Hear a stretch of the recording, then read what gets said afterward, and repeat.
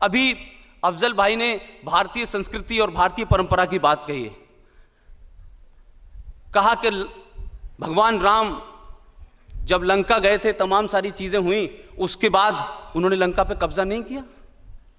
वो तो मुझे नहीं पता, न उस दौर में मैं था, न मुझे पता। लेकिन इस हॉल में बहुत लोग ऐसे होंगे जिन्हें सन 1965 और 71 का युद्ध याद होगा। सन 65 में लाल बहादुर शास्त्री की ज़ेर क़यादत में जब युद्ध चल रहा था, तो आपको मालूम है कि भारत की फौजें लाहौर तक चली गई थी। समझौता हुआ, पूरी जमीन लौटाई हमने। हम अगर रोक लेते वहां, तो पाकिस्तान की उस वक्त हैसियत नहीं थी कि वो हमसे जमीन वापस लेता। लेकिन यह हमारा इतिहास है, यह हमारा माजी है, यह हमारा कल्चर है कि हम जमीन कब्जाने नहीं गए थे।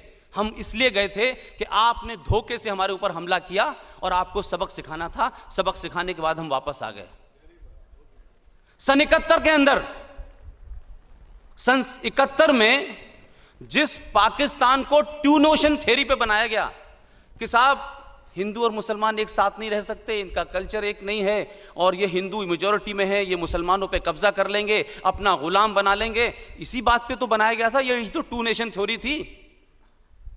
वो टू नेशन थ्योरी जो बनी, वो इस्लाम के नाम पे सन 16 दिसंबर 1971 को 2 टुकड़ों में बंट गई।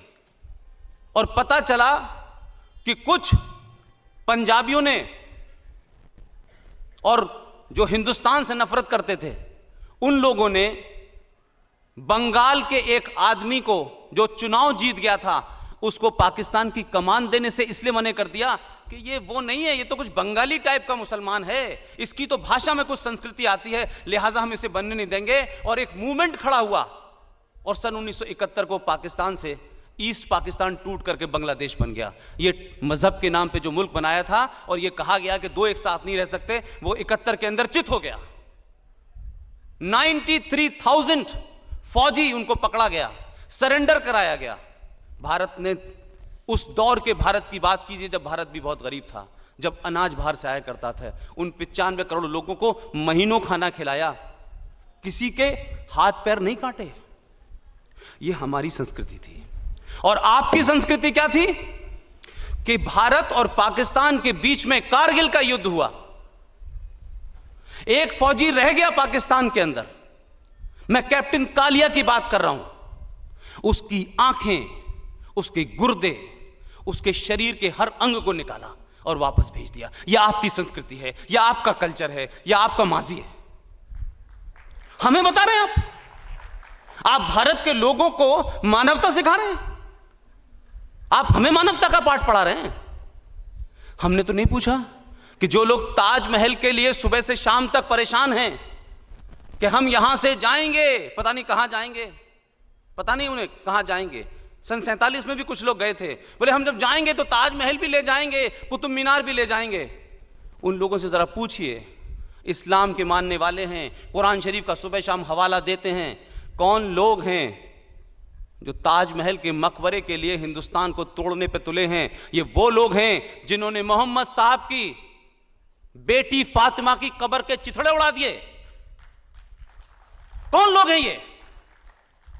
उनकी बेटी को, उनकी कब्र के चिथड़े उड़ा दिए। वो कब्र कहीं मौजूद नहीं है, वो लोग ताजमहल के लिए जान दे रहे हैं।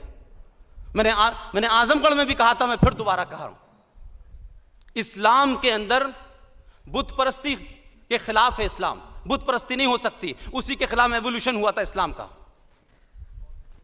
और कब्रों का कंसेप्ट नहीं है कि कब्रें बनाइए, बड़ी बड़ी कब्रें बनाइए, ऐसा कंसेप्ट नहीं है। अगर ऐसा होता तो आधी दुनिया इस समय कब्र में तब्दील हो चुकी होती। लेकिन कब्रों को लेकर के सियासत होती है इस मुल्क के अंदर।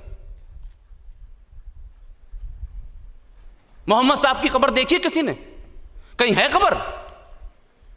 लेकिन हिंदुस्तान में कुरान के ऊपर, इस्लाम के ऊपर, पाकिस्तान के ऊपर, मुसलमान के ऊपर, ईद के ऊपर, दिवाली के ऊपर, हर चीज पर सियासत होनी है।